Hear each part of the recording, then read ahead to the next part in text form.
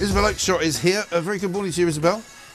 Good morning. Very nice to see you. Well, that was quite an event yesterday. Let's have a quick look and remind ourselves of what Nigel Farage said. So I am going to stand in this election. I'll be launching my candidacy at midday tomorrow in the Essex seaside town of Clacton. So midday tomorrow, Clacton, at the end of the pier. Coming back as leader of Reform UK, but not just for this election campaign. I'm coming back for the next 5 years. For the next 5 years. Pretty long commitment. I know, Isabel, you've spoken to Jeremy Kyle about this already yesterday afternoon, but, you know, it was a seismic event, I think, for the election, certainly. He was right to say that it's been pretty dull up to now. And a lot of people getting in touch today saying, you know, he's really lit a fire under it all. He really has. And the truth is that this was always the plan. This is what has been discussed behind the scenes in Reform for many months now. And Nigel Farage did not want to come back unless it was to make a real long-term commitment. So I think a lot of outside observers thought, well, you know, why is he struggling so much with the concept of coming back for a snap election? You know, it's only 6 weeks of his life. You know, if it goes well, then great. He's an MP from his point of view. If it goes badly, he can shoot over to America. Surely the timing actually works very well for Nigel Farage. And actually, he was thinking a lot more long term than that. He didn't want to just commit to doing a short election campaign and then off to America or whatever else. This is a long term plan for the Reform Party. And I think the backlash against him after his shock decision not to stand, because across the party, of course, grassroots members, many who are inclined to support reform, were very much hoping and expecting that he would do this. I think the backlash really shocked him, actually, and he spoke about that quite powerfully yesterday in that press conference. And behind the scenes, people have been pushing Nigel so hard for the last couple of weeks to change his mind. And there was a deadline on it. Nomination papers have to go in by the 7th of June. And there's some choreography around that where you can't just leave it to the last 5 minutes. So that's why things played out as they have done. And I think from the point of view of the whole country, whether you love Nigel Farage or you hate him, this does electrify what has thus far been a very dreary election, with everybody just assuming, okay, you know, Starmer's going to win, the Tories are going to get a complete kind of bashing. And both of those assumptions still stand, but there's now this kind of wild card, as it were, which can have a seismic effect, not only on what happens in the next few weeks, but what shapes British politics beyond. Yes, and it also gives Nigel Farage better access, doesn't it, to some debates that he will I think, be taking part in. He said that he and Richard Tice are going to be sort of splitting the debating duties, as you would expect. Richard now the chairman of the party. And, you know, it's going to be an interesting sort of reaction from the other parties, because my sense is, front page of the Daily Mail today, you know, Rishi's darkest day. I mean, Rishi Sunak yesterday must have been holding his head in his hands even more than he holds his head in his hands every other day, thinking, what are we going to do now? They presumably will start attacking reform. Labour, my sense is, will try and ignore them.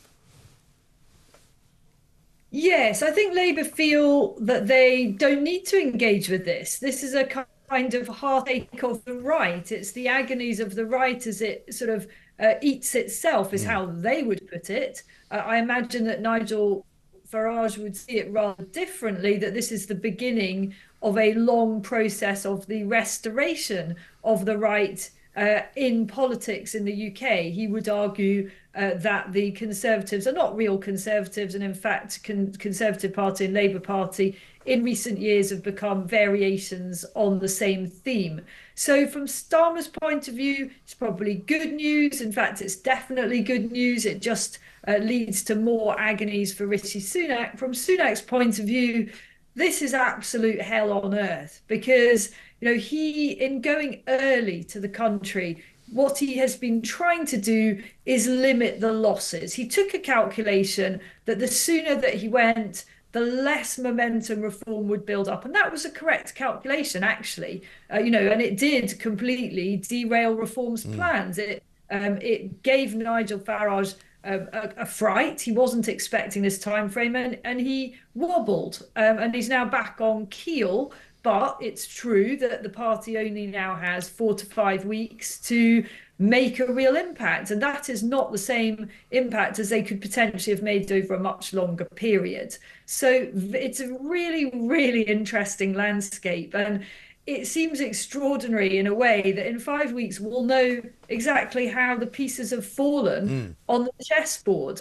But from the point of view of those who care about conservative politics, who care about what's happened to this country, and in particular on immigration, because we know that Labour really is pretty conflicted over immigration privately. A lot of them actually favour open borders. So for those people who are so concerned about the state of this country, the return of Nigel Farage to frontline politics gives them real hope that what happens after the election will ultimately be some kind of opposition, whether it's, the opposition formally or the opposition informally, because there's a bigger movement in the country than there is within Parliament, will actually create some hope and prospect of returning this country to the kind of country those voters wish for. Interesting, isn't it? I mean, it's really the definition of a week is a long time in politics, because Nigel was in this very studio with me last Wednesday, telling us about how he was definitely going to go and spend some time in America with Donald Trump, how he wanted to help Donald Trump succeed in becoming second-time president of the USA. He said in some ways that's a more important election than this one, in a way, because he was still talking long-term about making reform into a proper sort of right-wing force, as it were. Do you think part of the reason he decided to change his mind, and I know a lot of it was down to the reaction that he saw on the street, do you think a lot of it was also down to perhaps not being so sure about going to help Donald Trump becoming president anymore? I actually don't think that is a factor in it. In fact, Nigel said yesterday that he's now more sure than ever that Donald Trump will become the next president. So I don't think that played a part. I think it is genuinely the deep sense of betrayal that reform supporters or reform would-be supporters felt over Nigel's decision. And he was out on the stump with Richard Tice over the last few days. And, there's no doubt he is the star attraction. And Richard Tice, who stepped back as leader and will now be chairman, is very aware of that. He knows that Nigel is the star of the show and cares more about the bigger picture, which is to try and win as many votes as possible. And I think Nigel was really stung by the reaction of people on the streets and felt that, as he trotted out his justifications for not standing, they sounded increasingly hollow. And the word he used yesterday in the press conference was guilt. Well, I was quite taken aback by that. I didn't think Nigel Farage particularly had guilt as part of his emotional range. But no, it turns out he actually felt guilty about it. Yeah, which is not a bad thing, actually. A politician that feels guilt is pretty new in our current climate. I don't know that I can point to any politicians currently either in government or opposition that have felt any sort of guilt about anything that they've done over the past 4 or 5 years. I think that was maybe why I was so shocked. It wasn't really necessarily anything personal on Nigel Farage, but having been reporting on politics for, something like 20 years, which is a horrific thought of how old I've got, it's just not a word I ever hear politicians talking about. No. They just don't talk about guilt, do they? Because it's too embarrassing for them to admit that they ever failed in the first place or that they ever did anything wrong. And I think what people get with Farage, whether or not they like it, is that kind of raw honesty sometimes, and the kind of political language that we don't hear very much in this country. Some will say it is sort of borrowed from Trumpian politics. His style in the press conference yesterday was quite Trumpian, very different from Richard Tice's style. Richard would never have pretended that he was about to fall asleep or sort of frankly slightly insulted a Guardian journalist, whatever he might have been thinking privately. Nigel just goes for it. He just sort of says, oh, your question's really ridiculous and boring. That's his style. And I think it some people find it abhorrent, other people will find it quite refreshing. Yeah, absolutely right. Let's have a look at Rishi Sunak, because I suppose he was hoping, before Nigel Farage made his announcement yesterday, that he might have been the main story on the front page of the Telegraph. It's been relegated to the bottom half of the story. This is the bottom half of the page, I should say. This is about the number of visas he wants to make available to migrants. But he's still promising an awful lot. Here's what he said yesterday. So on the issues that you care about, if that's tackling migration, cutting taxes, a sensible approach to net zero, I'm going to deliver that for you, not Keir Starmer. Yes. Well, he says he's going to deliver it, but for the first time, basically, he's going to suggest that they're going to cut back on the number of visas given out to people for student purposes and for working purposes. But the first part of the fact that you see is there's 600,000 people immediately exempted from being refused a visa. So it's not a great start, is it? I mean, he's in cloud cuckoo land if he thinks that anybody is going to take any Conservative pledge on any of this seriously. I mean, his problem is what I just did just now, which is that I slightly zoned out and had a glass of water while he was speaking, because I just thought, my friend, you're not going to be in Downing Street. You've had 13 years, nearly 14, to do all these things, and you've done the precise opposite. And millions of people up and down the country will react in the way that I did.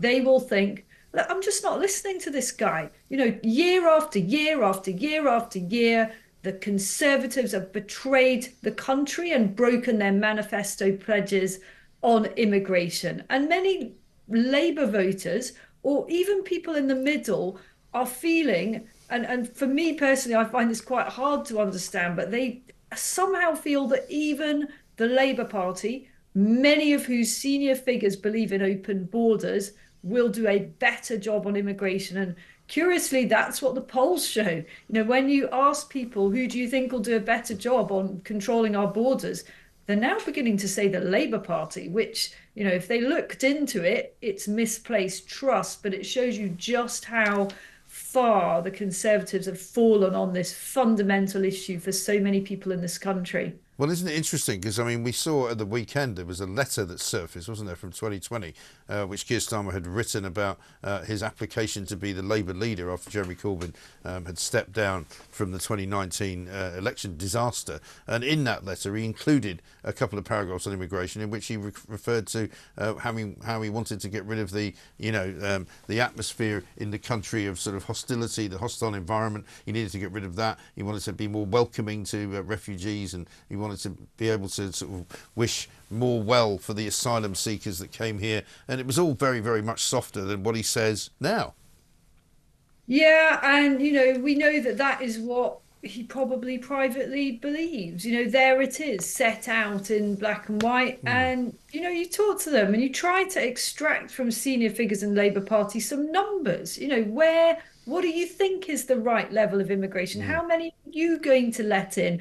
And they go all woolly and they start blustering and they talk some roundabout stuff that they hope will distract you. Because the truth is they don't have a number, and you do need a number. People need, I'm not talking, is it 72,562 or whatever? It is a ballpark. It is that whole thing that David Cameron famously said in the early years, in fact, probably even before he became leader of the Conservative Party back in 2010, the ambition being to get net immigration down to the less than 100,000. Completely did the opposite. But people want a ballpark, and they've certainly not had that from the Labour Party. Why? Because the Labour Party has no intention of significantly reducing immigration, quite the reverse. Well, I'll tell you what, we're going to talk to Pat McFadden coming up later on in the show, so we'll find out. I'll put that question to him, see if we can get any numbers out of him. I may or may not hold out any hope for that. I'll give you a number, 0 chance of that happening. Thank you. Let's have a look at what Keir Starmer says about defence, though, because there's an issue on defence for Labour at the moment as well. It's fundamental. It's a vital part of our defence. And of course that means we have to be prepared to use it. This is a changed Labour Party. And the most important thing is that I voted in favour of the nuclear deterrent. And if we are privileged to come in to serve, I will serve as the Prime Minister of this country. And my commitment to the nuclear deterrent is absolute.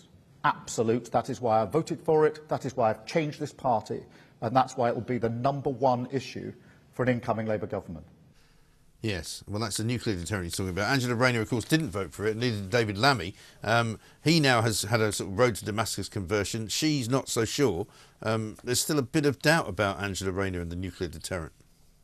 I don't think there's any doubt. I mean, I just don't think she would want to use it or talk about it, really. I mean, that's a fundamental position of the left of politics. And it's that whole thing, isn't it? When incoming prime ministers, one of the first things they have to do is write that letter. You know, that letter they have to write about what would happen in the event of a nuclear strike on this country. And these letters are never published. They go into a safe somewhere. So we never know if they're actually, what they've put in the letter is what they've told the electorate that they would do.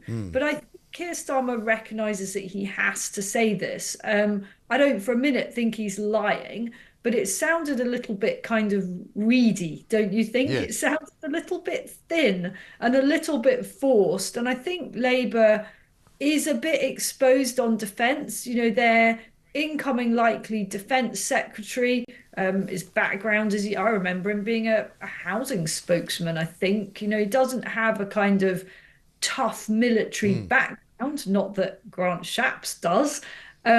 So I think Labour have got some way to reassuring voters who might be inclined towards voting for the party, but recognise that the world is more dangerous than it has been for a very, very long time. They have some way to go to reassuring those voters that the UK is safe in Labour hands. Behind the scenes, I think that the likely incoming Foreign Secretary, David Lammy, has been doing a lot of work quite quietly. It's not something we've read much about, but building alliances, particularly in America, which I was quite surprised about. I think that they are very conscious of what needs to be done. And although they're not shouting about it, strong work is going on in the background in Labour's favour. Indeed it is. Isabel, great to talk to you. Thank you very much indeed. Isabel Oakeshott there with her take on the events of yesterday and also what's likely to be going on in the following week, because of course we are, as I say, talking to Pat McFadden a little bit later on. There is a poll in the Times, everybody's got it, it's a YouGov poll for MRP, saying that this could be the biggest victory, the biggest margin of victory that Labour have ever had.